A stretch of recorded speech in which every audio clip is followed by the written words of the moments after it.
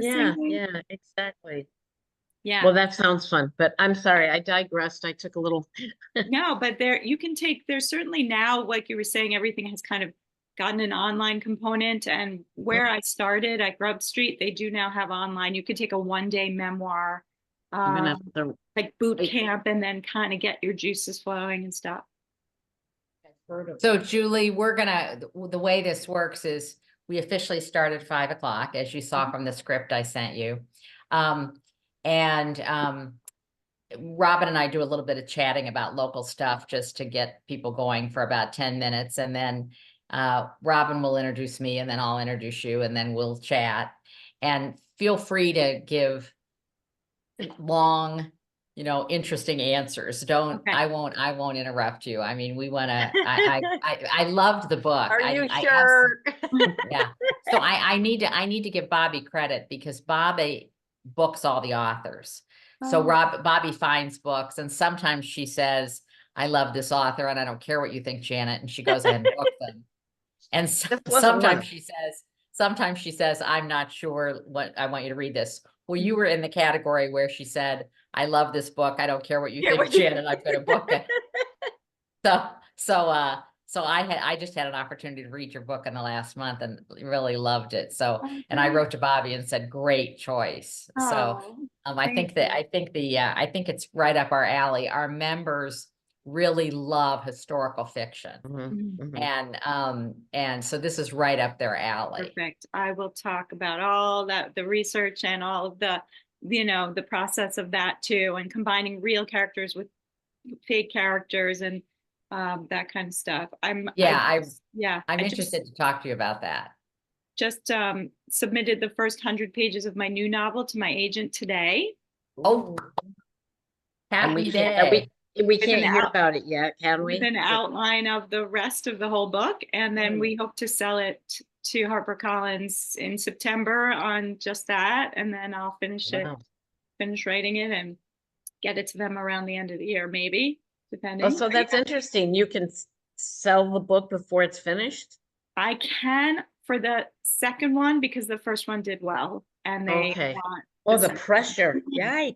You know, it could have felt like I took a year off after I got the book deal. I was just so happy, and I didn't do anything but celebrate and just kind of enjoy the time. And then then I was percolating on this idea. So I'm really excited. Like, I missed writing. So I try not to feel pressure about it. I feel more like want to keep connecting with, with groups. I've found like it's so much fun to have a book out that people respond to and want to talk about. And so I just want to keep doing it.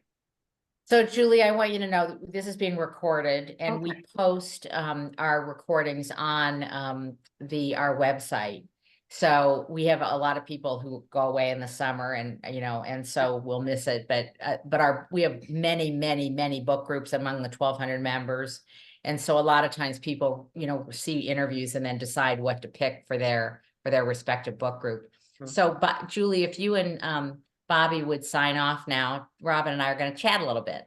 Okay. Right. I have one question. So everybody's read it. Like, we can do spoilers, or should I try not to in case people haven't read it? No, people will not have read the book. I would not have read the book. That's a very good question. Good question. Yeah. Gotcha.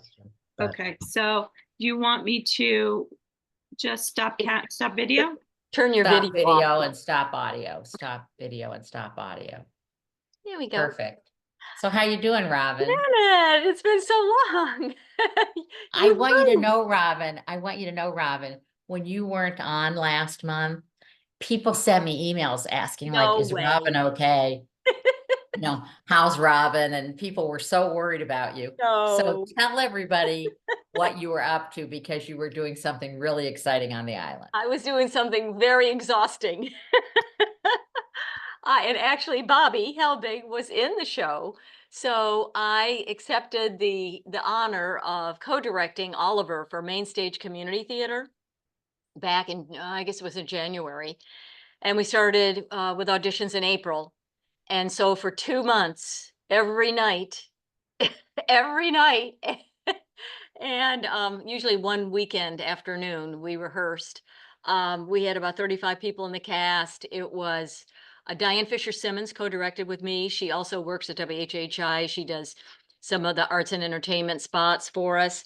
It was, of course, it's a musical, and it takes place in 1850, and we had fabulous costumes, a great creative team, but I definitely felt my age on this on this Did you? project. Yes, but the beautiful thing about community theater is it's intergenerational. You know, we had young people, you know, teenagers and adults. With youth theater, a lot of times you have young people playing adults. But I really love true community theater. And Main Stage, it started out as a youth theater, Main Street Youth Theater. And then in 2019, they completely kind of reorganized to Main Stage Community Theater. And we perform where Lean Ensemble performs at Main Street Theater, you know, on Hilton Head. But thank you for asking. It was intense, and I think that night, obviously, I had I had a rehearsal. The beautiful thing is the theater is like 5 minutes from my house, so I was able to, you know, go over. But we rehearsed from 6 to 9 every night. But we had a sold out performance on the last show, which was June the 30th. Bobby actually had a pretty big part. She had several. She was the townsperson. She played a matron in the workhouse. She had lines. So Bobby did a great job. Bobby's, of course, one of our team members and helps with all the selecting of the authors. So you've moved. So tell me about you. Well, I have moved, but before we get off your directing, so how many times have you directed musicals? A lot. I've Oh, you directed a have. lot. Yes, I've directed a lot, but I haven't directed since, you know, for probably 30 years at this level where you have, you know, we had a full, you know, music director. So we didn't use a track. We had an ensemble, and we had a choreographer, and we had, you know, a lighting person, a sound person, a producer. So I mean, it was, and Cinda Seaman, who works for, you know, fire and rescue, and that's kind of her day job, but she's been Yes. the board, you know, for a long time. And she was, and the whole board was so pleased because it was just good quality community theater. So, I mean, it's not professional, but you know, my motto has always been with directing, whether it's a straight play, drama, or a musical, is I do not do rinky dink. We're going to be as professional as we can with volunteers. And so both Diane and I kind of, you know, held down a tight ship, and it was a lot of discipline, particularly when you have all ages of people. Yeah, yeah. And And schedule. all your lead performers and everything were all local. They're all local. And I will tell you, a lot of them have been in a lot of local theater. Like our Nancy, she has done a lot in May River Community Theater. Fagan was amazing. He actually trained at Carnegie Mellon in New York. And he runs the local optical shop, Optique, but he was amazing. Kyle Price was our you know, kind of the bad black guy, the all in black. I can't think of the character's name at the moment, but anyway, he was Bill Sykes. He was Oh outstanding. yeah, Bill Sykes. Yeah, he was outstanding. Our Fagan's gang, of course, we had a lot of girls playing boys because we didn't. Oh, did you? Not a Yeah, lot, yeah. but we had some. But they were all great. But everybody's local. A lot from Bluffton, and some from Beaufort. Our Oliver was a girl, actually. Oh, really? Yes, and she had just finished a Hilton Head Christian Academy as Amaryllis in The Music Man. She's 11. And when she Wow. auditioned, she said she was going to cut her hair. And then as it got closer, she said, no, I won't cut all my hair. I'll cut it a little bit shorter. It's this beautiful black, you know, black hair. And we said, well, you're going to have to get a wig because you're not going to be a girl Oliver. And so she did. Both she and our Dodger were girls, and they were outstanding, both of them. And would Netflix. the audience have known that they were girls if they hadn't read the program?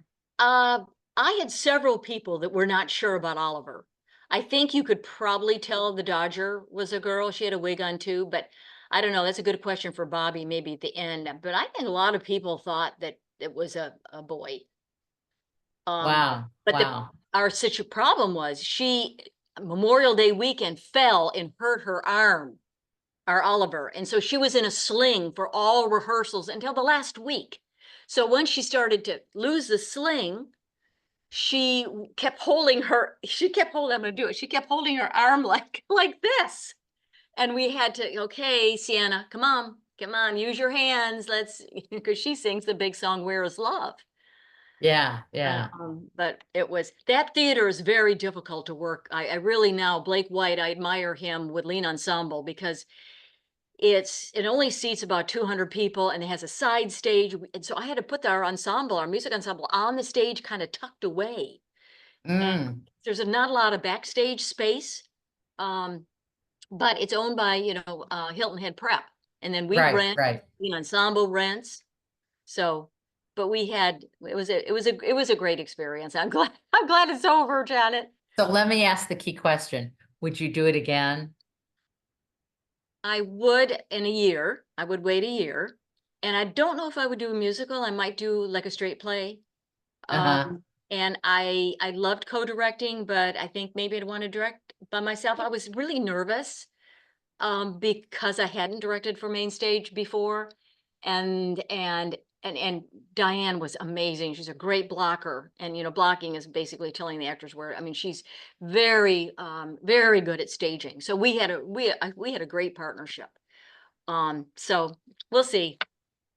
But Well, enough of good me. for you though. Good for you though for trying something Yeah. out new I, and that's the thing. At my age, almost, I'll be 75 in December, taking a risk, jumping yep. in full, Yeah.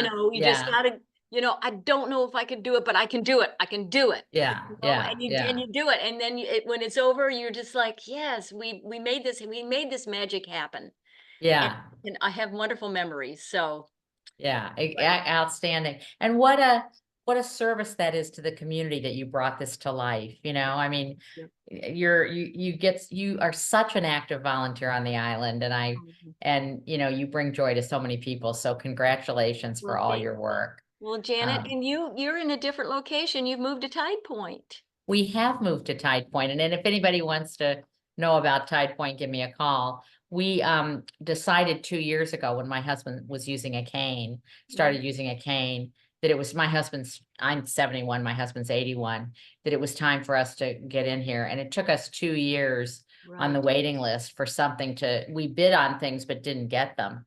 And Tide Point has both private homes, which they call cottages, and then verandas where 4 are connected together with garages underneath and an elevator up to a balcony.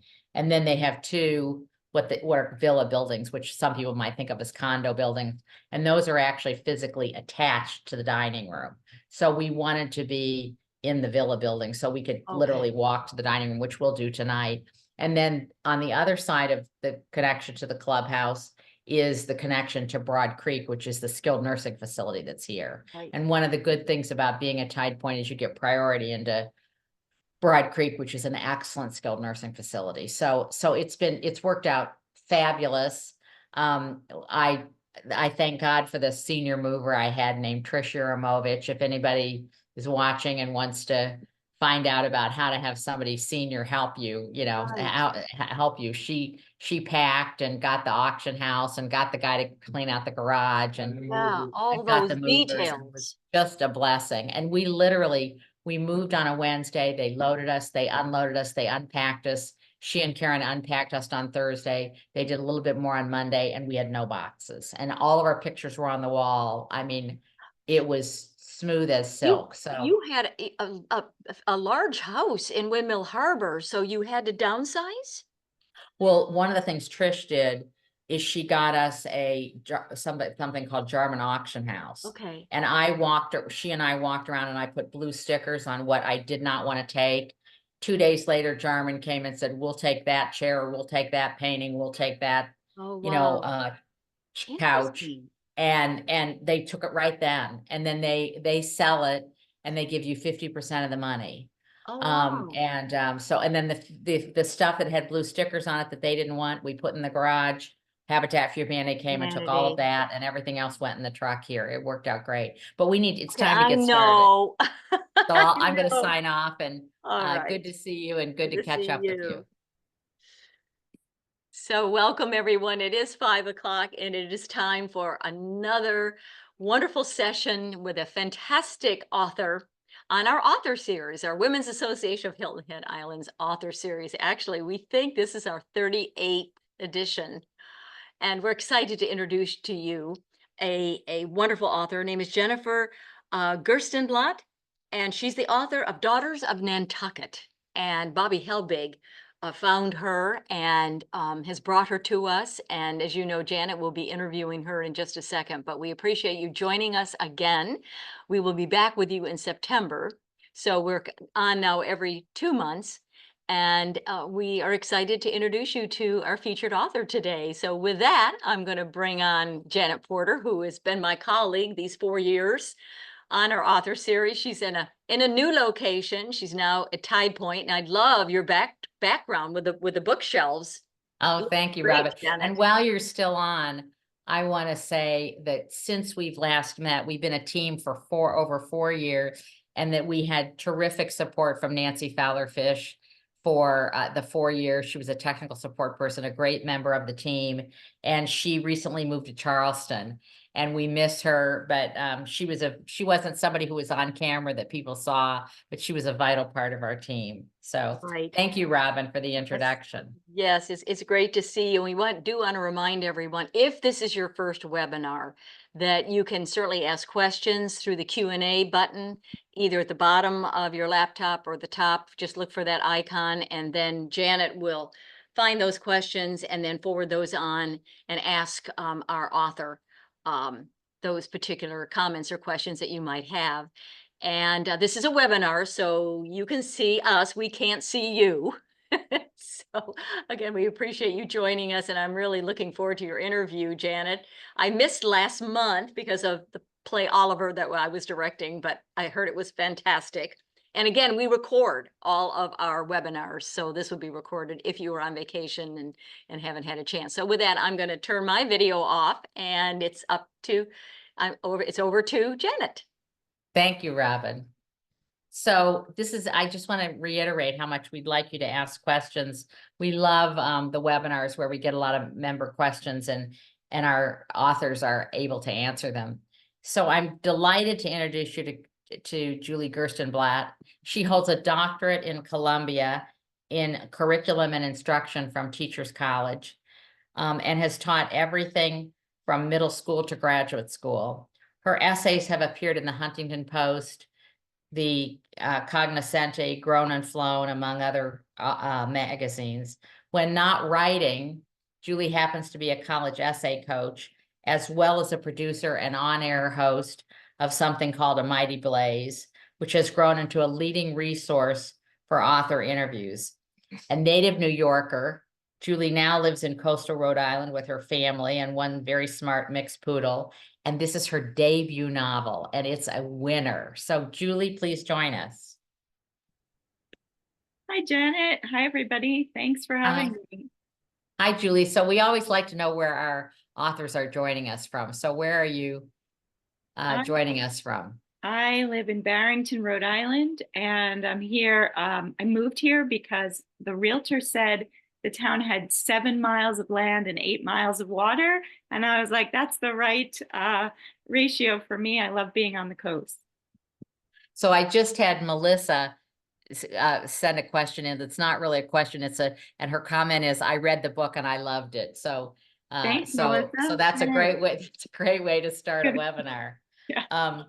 So tell us about your journey to become a writer, because that seems to have been something you've been passionate about for a long time. Yes, I always wanted to be a writer. And when I graduated from college with a degree in English and told my parents I wanted to write, they said, that's not a job. And because I also wanted the stability of something more regular, I went into teaching, and I loved teaching, but there wasn't time for writing. And I found over the years that writing was something I couldn't sneak in. Some people are good at that and could write anywhere at any time, but I had 100 students. I was constantly grading papers or writing new curriculum or reading a book to teach the next week. And I tried to fit it in the summers or when I was off with my children and when I took time off to write my dissertation. And that's how I wrote my first novel. But it was and I had 3 agents and I wrote 3 novels and they were all contemporary. And it wasn't until my second agent said, I think you should write that historical that you mentioned to me about Nantucket. And I kind of joked and said, no, I don't really write historical. I read historical. I love reading historical fiction. I know you've said your members love it too, because that's how I learn history. I could watch a documentary, I could read a biography, but I'd much rather curl up with a historical novel and learn all of those facts mixed in with characters. And so that second agent prompted me to try this story because I fell upon a historical nugget about the Great Fire of 1846 on Nantucket, which is my favorite place on earth. And because I know Nantucket so well, I felt confident enough, although it was a risk to write historical, I felt like I could do it because the story and the place mattered so much to me. And that's how I wrote this novel. I got a different agent. And at 52, I call myself debut. At 52, my book came out with HarperCollins. Oh, congratulations. And what a great publisher to get as a debut novel. Yes. Congratulations to you. So you mentioned, one very important point in what you just said, which is that you stumbled upon this nugget about this famous historical fire in Nantucket, but it actually wasn't very famous. Mm-hmm. So talk about how you found out about the fire and what intrigued you about that. Sure. So I have been going to Nantucket with my family since 1978 when I was 8 years old. And my grandparents came from New York and we lived in New York at the time. My aunt was in Wellesley, Massachusetts, and her neighbors were the ones who introduced her to Nantucket and suggested that we all come with the cousins and the dogs and, station wagons on the ferry and the whole thing. So I loved Nantucket, but I didn't know the history of the fire until reading about it in Nat Philbrick's History of the Island called Away Offshore. And in that book, there's 2 paragraphs, like on page 11 or something, about the fire. And then he moves on to whaling and all the rest of it and life on an island. And I was like, wait, give me more about that fire I didn't know about. And so I went into one of the 2 bookstores on Nantucket and I just said, give me everything you've got on the Great Fire of 1846. And they said, we have nothing, not a single book about the fire. Try the other bookstore. And I went to the other bookstore and they had one self-published narrative of the fire's hours. And I won't tell you how long it lasted or what it did because I put that into my book. But by the time I read, it was just written by a guy kind of like me who came to Nantucket and loved it. And he was a history buff. So he did all of the first person research and read newspaper clippings and old journals and went to town hall. And he compiled everything about the fire into one book. By the time I had read it, I could smell the town burning. I knew where people were at the time. And I could imagine putting imaginary characters into that setting. Wow. Just from 2 paragraphs, Well, no, from the self-published. I know, but from Yes. the 2 paragraphs, Yeah. that intrigued you enough to find the book. Yeah. So there's a historical museum on Nantucket, right? Mm-hmm. So were they helpful at all?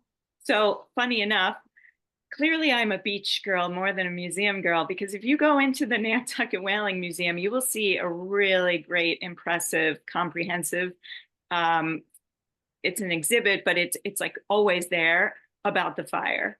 And so once I learned about the fire, I went to the museum and I saw a video that they have. And I saw they even have like an old door from a bank, a metal door that was, it's still sort of intact, but this burnt door from the fire. And they have a fire cart in a different part of the island. And so there are definitely relics of history that you can see at the museum. So you just never wandered But in I there on all never went into the museum, which in all your see, look at trips. me, the historical author. Now I go to a lot of museums all the time. I Oh, go, do you? yeah, I was at the Robert Forbes House Museum just last month, and I ran into a group of women who had read my book, and I was doing research for the next. It was really fun. Oh, wow. Yeah. So, your book is wonderful. I love that I couldn't put it down. Bobby Helbig discovered it, and kudos to her.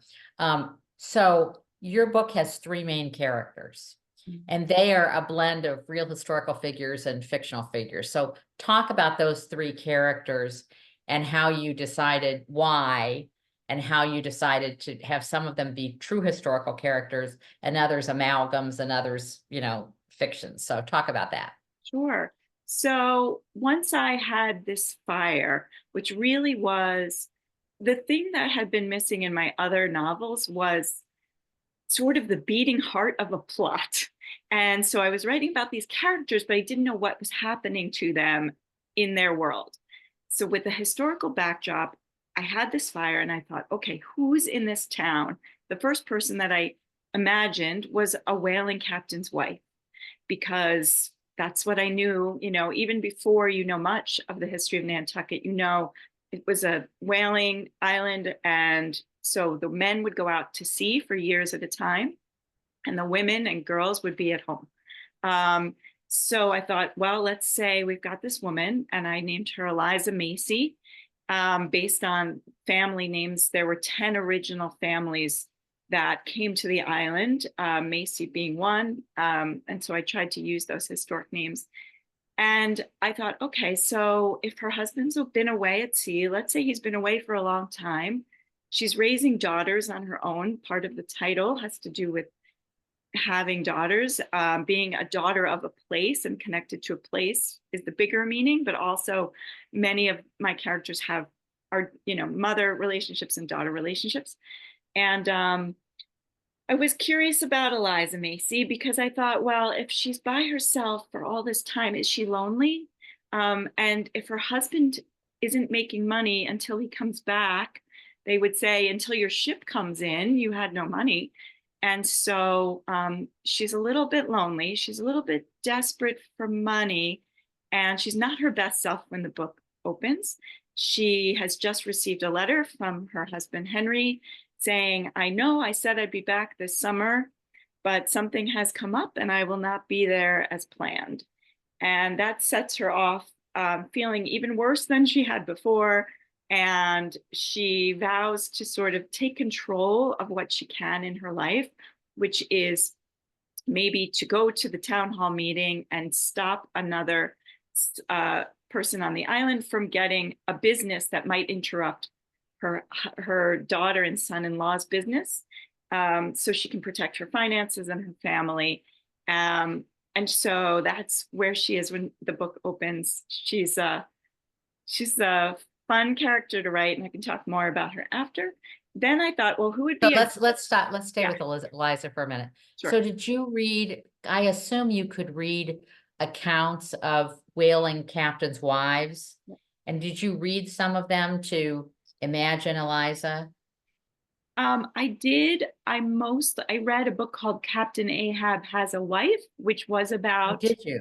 Oh, yeah, did you? about whaling and about women in New Bedford and Nantucket and other places who were left behind. There's also a book by Jason Finger, who is the head of the Maria Mitchell Association. So we'll get to Maria next. But when I interviewed her, she had written a book about women on Nantucket and the kind of entrepreneurial spirit and freedom they had because men were away. Right. And so that helped me kind of also see what was popular, or a kind of what was possible for women at the time.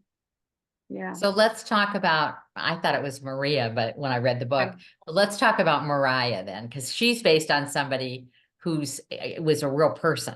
Yes. And so her name is spelled Maria. And since she's a real person, I couldn't change the spelling to make it more obvious to someone first encountering her on the page. I would have put an H on the end of that name if I could have for Mariah. But yeah, so the only thing I was able to do to kind of say that is like somebody comes to talk to her and says her name out loud, and I tried to pronounce it for them on the page. But yeah, so Mariah Mitchell was, I wasn't sure if I wanted to write about a real person or base them on somebody real, because if you're writing about a real person, then you have to stick to the facts.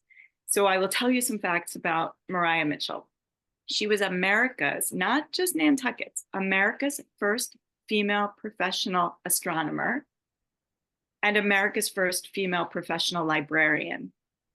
And I like to think that these things were really only possible because she was on Nantucket, and not only were men away and women empowered to take over jobs, but also because of the Quaker spirit that infused so much of Nantucket. It was the most popular religion through the early 1800s on the island. And Mariah came from a Quaker family and was raised to believe that boys and girls were equal and could learn the same and be educated as well. And so because of that, her father didn't care if she was a girl. He was going to teach her about astronomy if she was interested. And so she got to learn from her father about looking at navigating the stars and navigating the night sky. I decided Mariah would be a good sort of friend and foil to someone like Eliza. Really what I was looking for and thinking about was who might, if Eliza is very traditional, she's married, she doesn't work, she raises the children, she stays home, who would be a good foil to that? And that was a progressive, forward-thinking, free-thinking person who was embodied by Mariah and decided, I'm going to just use the real person because I wanted to honor what she really did in her life. But I also got a great benefit of, which I won't give the spoiler, but let me just say that something happened in her life during that time that made it possible for me to write about her, because we don't know what happened to her during that time. We don't know, we don't have like a record of her personal, journals or letters. We don't have anything from that time period, which allowed me as a fiction writer to make it up. So that was really fun. And when I met with the head of the Mariah Mitchell Association and I said, so is it possible that, I can give her a love story because we don't know? And she said, sure. I said, I know she's, she's a librarian, she's an astronomer, she does this, she does that. And I wanted her to be a good friend to Eliza, but have her own story as well. That is fictional within her real life. So I did that. And she actually lived during the time of the fire. Oh yeah. Much of what happens during the fire that involves her is true. Oh, okay. The fire threatens, I'm not giving anything away to say it threatens the town. The library that she runs is in the center of town. Everything in the library is made of paper, pretty much. You would be concerned. And what happens that night is true, and is based on the reality of the fire and of Mariah's, night during the fire. And there is a Mariah Mitchell Society? There's a Mariah Mitchell Association, yeah.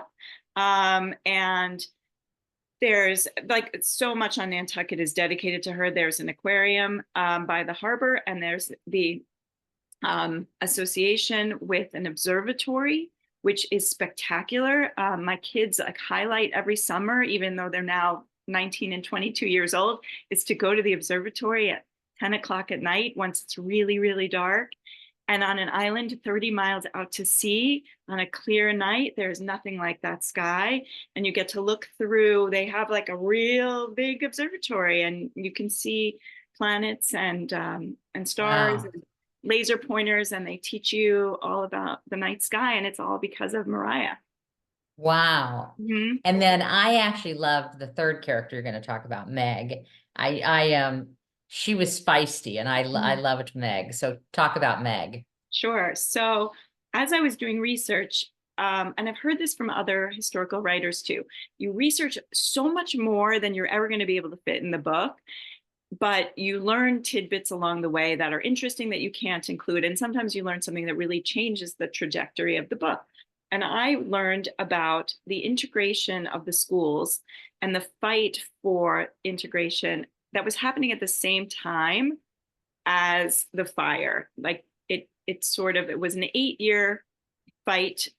They're basically on Nantucket, there was a thriving Black community that I did not know about at the time that came largely from whaling and people coming to the north from the south and taking ships and landing on Nantucket and deciding, to stay.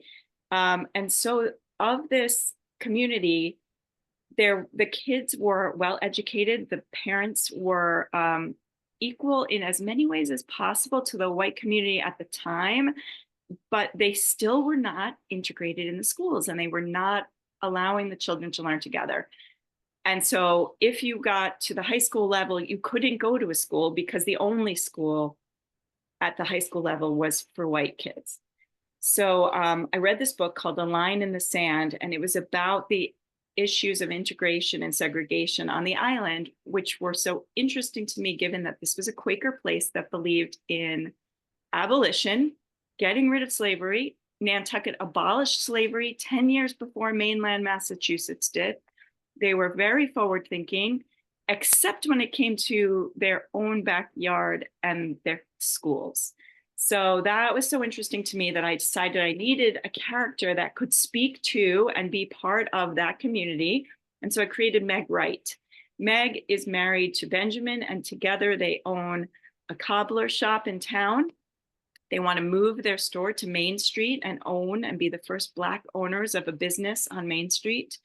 I think of them as really embodying the American dream and working together as a couple for something. And Meg is pregnant when the book opens, and she has an 8-year-old daughter who's in the first integrated class in the history of Nantucket. And it's going pretty well, but it's the end of the year, and they're talking about dismantling. And this really happened. Nantucket integrated the schools for 1 year and then dismantled it. And so I show you through Meg's eyes how she fights for her daughter and herself to do what's right, and deals with a community where some people agree and some people disagree with her. Now, Meg is not based on a real character, but you said, or I read somewhere in doing research on this, that she was sort of an amalgamation of other Black women on the island that you kind of combined to create Meg. So talk about that. Sure. So there were 2 women of note, Eunice Ross and Phoebe Ann Boston, who passed the entrance exam for the high school, but did not get in because of the color of their skin in the early 1840s. And I thought, well, what if Meg were one of those girls who had a father who was a captain of a whale ship and was well educated and wealthy and well respected and able to give his daughter tutors and teach her everything she needed to know. And the only thing she couldn't get was access to that thing. And now here she is 8 years later with a child of her own who's trying to get into the schools, and she doesn't want her daughter to be denied what she was denied. So Eunice Ross never married. So I didn't want to use her as the real character, and Phoebe Ann Boston died young, so I didn't want to use her. So I took that story and gave it to Meg. Wow. Wow. So thank you for that background. And those 3 characters are very richly developed. And, some of the reviews written about the book comment on how, what a great job you did developing those characters, because they were like fully formed in my mind as I read the book. So talk about what you were thinking about as you were writing this book? First of all, how long did it take you to write? Actually, not that long, 2 years, which I kind of credit to COVID.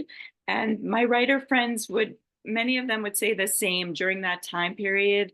There was nothing else to do but write. And you had to stay home. And so it forced us to get the books done.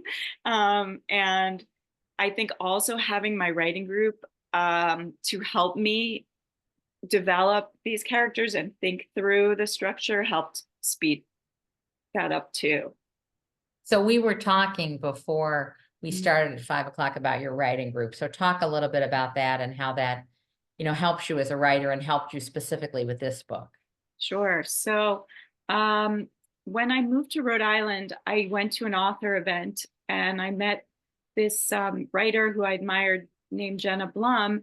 And I was in the middle of reading her book, her latest book. And when you're in a book and you like remember the characters' names, and then like a week later, maybe you'll forget everything. But I was really in it. And so I had this question for her. And I said, I'm sure you get this question all the time. She said, nobody ever asks me that. Are you a writer? And I was like, oh, right. I'm a writer, but I moved from New York and I had to get my family settled here in Rhode Island. She said, you're going to come to Boston and you're going to be in my advanced novel workshop. And I said, okay. And that really changed my life.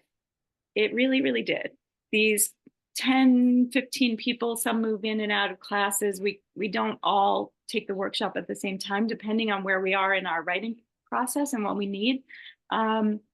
Keep me honest, keep me writing week after week.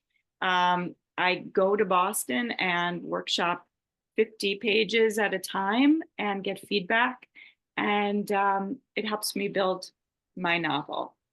These people are also available, I wouldn't say 24/7, but they're there in a way when you don't feel like writing and you feel kind of down on yourself, you can text somebody and they will tell you it's all good and you will get through this.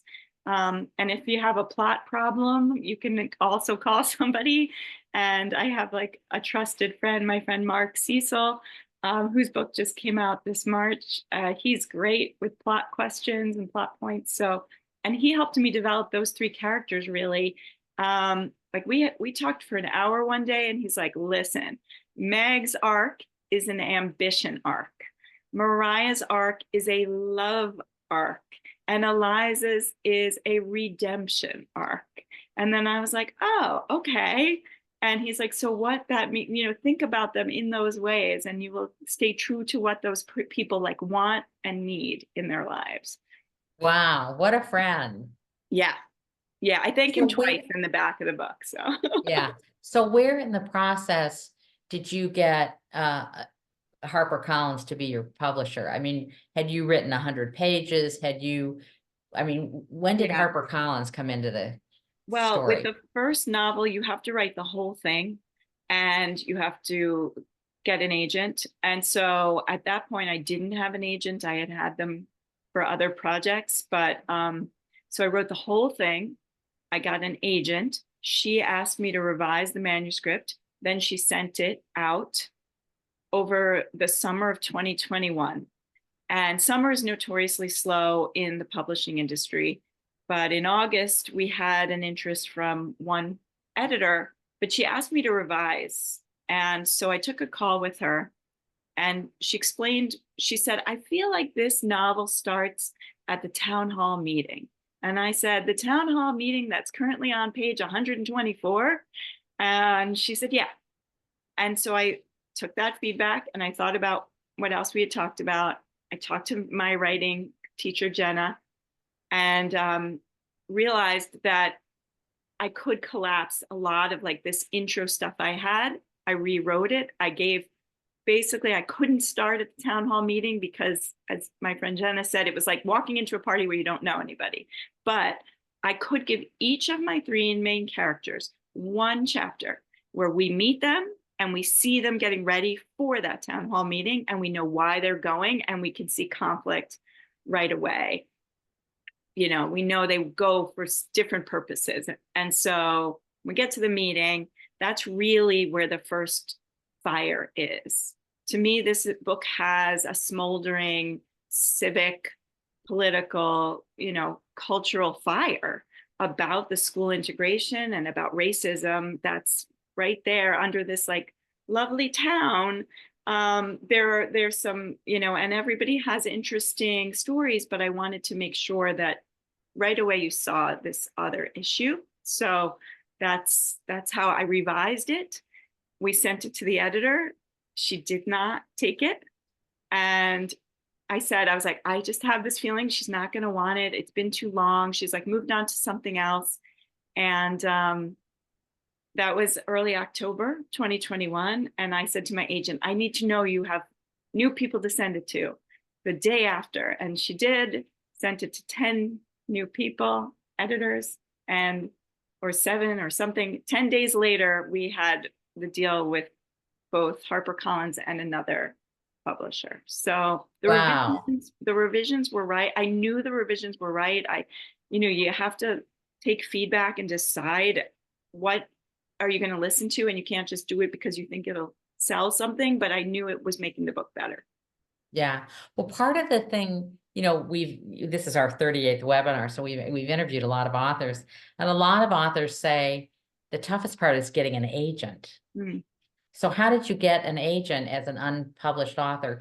I mean, you had been a writer and written extensively in magazines, but without having a novel under your belt, how did you get an agent? I told everybody everywhere I went that I was writing a novel, and like I would be at the pool. I was at a pool in the Hamptons. I remember talking to some doctor next to me, and he's like, "Oh, I'm writing a medical blah blah blah book. I can give you the name of my agent." I said, "Great," and I took down his name, and I said, "Great, if I can, when I'm ready, would that be okay?" And they said yes. And so I had about 10 names the first time I went out to find an agent. And the problem for me was never finding an agent. I quickly was able to get one all 3 times, quickly meaning within several months, and within, like 20, maybe sending to 20 agents, where I have friends who've queried 100 agents, and waited a year to hear. So, but really it was because I had an introduction that removed the waiting and the like anonymity of that first step. And I was able to say, so-and-so recommended that I reach out to you, or suggested I reach out to you. So that helped. And then the manuscript had to do something. So you referenced that you've written 3 novels, but this is your debut novel. Yeah. So those other 2 novels, what's going to happen with them? Nothing. One I self-published after my first agent. Between my first and second agent, it was like the days of 50 Shades of Grey, and it was all like, oh, if E.L. James can become famous by self-publishing that novel, which is how it began, on Amazon, then I could do the same. But that didn't work. I think I sold 600 copies from my garage mostly, and found that was not the engine, and it wasn't satisfying to me to publish that way. And so, but the second one is not going to go. It's fine. It's like no trip is ever wasted, is something my grandmother always said. And that I needed to do that. I needed to write that book to get to this book. Right. And it's and so tell the audience what you told us before that you accomplished today. Oh, okay. So today I sent the first 100 pages of my new novel to my agent, with an outline of the complete novel. Yeah. So, yeah. So this is a red letter day for you. You got 100 pages in, and you get to meet with us. I mean, 2 great events. Amazing. It's a good way to come into this conversation. Yeah, for sure. And can you give us a hint what that book is about? Sure. So basically what I decided to do was a 3-book series, not sequels, so you don't have to read them in order, but I call it passing a baton to new characters in the same world. So the second book starts 5 years after the Great Fire, And you get to see the town having been rebuilt. And you get to also peek at some of the characters. You read the book, you know, at the end, you might feel like there's a question or two that is lingering from the first book that you're curious about. Well, you might get an answer. So it is fun for someone to have read the first and then the second. But if you didn't, you won't even notice or care. And it follows the Starbuck family, who are China merchants. And they basically, I thought about what are the things Nantucket was known for, whaling being one, and the China trade was the other. They would go out in ships and go to China and bring back tea. And if you see any like New England, probably the same in the South too, like these colonial or post-colonial homes, you know, that are like, they're filled with, you know, carpets from Asia and draperies and tapestries, and China, and all of that came from China. So I thought, wow, wouldn't it be fun to follow a family that goes on a global shopping spree in a clipper ship around Cape Horn to San Francisco at the height of the gold rush, and then on to China, where calamity ensues. So I follow, so it's Nell and Peter Starbuck and their 18-year-old daughter, Winnie. And they, you know, they get on a clipper ship, which was the fastest ship to ever sail the seas. And it's a rousing adventure story in which you learn a good bit about sailing on a clipper ship, but you also have characters that are fun to go along with. Terrific. That I really want to read that. When do you think, so it's the summer of 2024. When do you think that would come out? Would that come out in 2025, you think? No, 2026. 2026. Yeah. So I want to read you Bonnie, who's one of our WAHHI members, says, as a native New Rhode Islander and a professional genealogist who specializes in New England journal genealogy, I loved, all in capital letters, this book. I really love the history in the book, the details on the fire, the life of a sea captain and his family, the challenges of the time, and the people in the book. So I don't want to give too much away, but Melissa has a couple questions. And one is, did you think about the possibility that Eliza could become pregnant from James? Oh, I did. I'm assuming she did too. Yeah, I mean, you know, there was no birth control at the time. So if you, yeah, then yeah. And I won't give stuff away to anybody else, but yes, certainly. Okay, and the other Certainly something question, to think about. Yes. the other question that was keeping Melissa up at night is, do you imagine Maria and Lindley lived happily ever after with an open relationship in Nantucket, or they stayed unmarried and secretly stayed together? Yeah, I mean, I'll just explain to everyone else, you know, I said Mariah has a love arc. And I also, when I spoke to the head of the Mariah Mitchell Association, I said, is it possible that Mariah, unmarried, no history of any relationship in her life, could she have been a lesbian? And I got the biggest shrug in the history of shrugs from the head of the Mariah Mitchell Association. She was sort of like, and I was like, I bet I'm not the first person to ask you that question. And she said, yeah, no, it's certainly possible. And the thing is, we wouldn't know. There's no way to know, because anyone who was gay in the 1840s on Nantucket would have had to keep it quiet. So I decided this was an interesting opportunity. So I did give Mariah this love interest. And I like to think that they stayed together. Why not? Okay, good. Well, lots of intrigue. Great book. Thank you so much, Julie. We appreciate it, and everyone should read The Daughters of Nantucket. Thank you so much. Thank you so much. It's been a pleasure. Robin, Oh, are you intrigued? I am. You know, I haven't read the book, but you know what I love about our series is it's so different from a book club, because everybody's read the book. And so then you come and you talk about your perspective.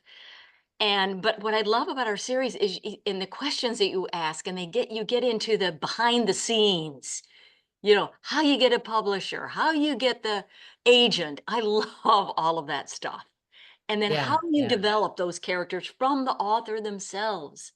Yeah. You Well, know, I'm you know, such an, it has been such a joy for me the last 4 years to do this series because I'm an author groupie. I mean, I I know you love to are. read a book and then meet the author. Like I was really looking forward to meeting Julie today, like who had the imagination to pull this all together. And it's, you know, a lot of debut novels are debut novels, you know. This was a rock star debut novel. Really, really good. So I think Julie's going to be very successful, and I look forward. You know, To her she's next on my book. radar screen now, and I'm dying to read her next book. Well, So Janet, I loved when you said, so what about your first, this was, you call it your debut, would you have two other novels? And you said, what's going to happen to them? And she said, nothing. yeah, But yeah, she said yeah. each one, particularly the last one, prepared her to have, to have this blockbuster. And I also thought it was interesting where she sent it to that one agent and then she changed, and then she did, the agent didn't want it. Yeah, I yeah. thought that was absolutely fascinating. So good Well, you job. know what we've learned from all of our authors is persistence is Ah, key. I oh mean, my I God. think every single author has provided an inside scoop on the persistence. And I want to say, I'm going to let you do the promo, but I am so excited about our September book.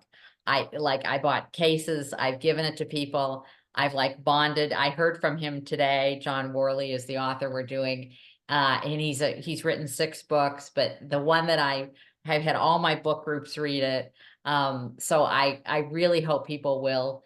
I think people can read it in advance or read it afterwards, but the Jury of One is terrific. So I'm going to let you do the All promotion right. on it. Well, thank you, Thank you. Janet. And I'll see you in, hopefully before September, but let's remind everyone that our next author series session will be on September the 12th. And it is John Worley, the author of Jury of One. And from what I understand, because I do a program with WHHI called North of the Broad, I go to the Pat Conroy Literary Center. And Pat Conroy and John Worley were colleagues at the Citadel. And so my son was at the Citadel, so I bought the book for my son. He's read it, said it's fantastic. Now I've got to read it. I'm going to read it for sure, Janet, and everyone before September the 12th. So please put that on your calendars. And if you have any other recommendations for authors as we move forward into the end of 2024 and into 2025, please let Bobby Helbig know. Bobby, I know you're there, you've got your video off, but I want to personally thank you so much for being involved, you and your granddaughter with Oliver. It was a real honor to work with you and a pleasure, and I really enjoyed it. So with that, ladies of WAHHI, thank you for joining us on this edition of our author series, and we'll see you on September the 12th, same time, 5 o'clock on that day. Have a great weekend, everybody. Bye-bye.